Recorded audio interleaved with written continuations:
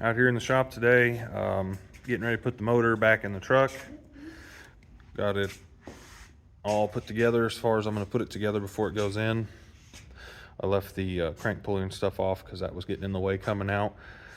If the video looks different, that's because I forgot my GoPro at the house, so I have to deal with this for now.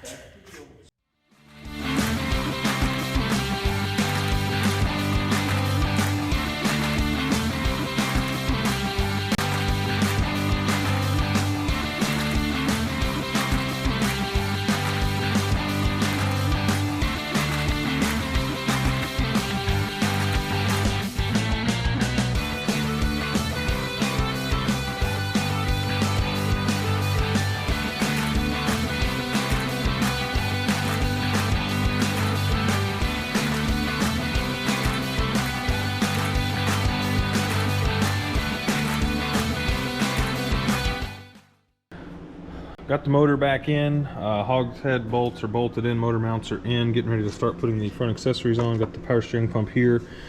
The alternator bracket I think is still in the back of the truck somewhere. So I'm gonna get started buttoning this thing up, hopefully get it fired up pretty soon.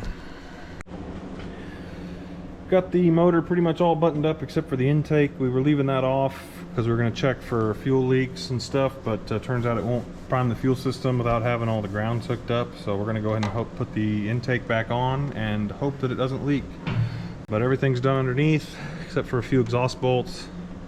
So we're going to get this intake thrown up on here. Fast forward a few days, the motor's in the truck and we are currently driving it. The service engine light is on. I don't know if you can see that. I deleted the EGR and didn't have it tuned, so that's on there. It makes it run a little bit rough sometimes. But other than that, it runs pretty good. We've got 60 pounds of oil pressure and not seem to be overheating. Now we just got to fix all the other stuff that's wrong with it, like my steering wheel's crooked and it shakes sometimes, and the tires aren't very good.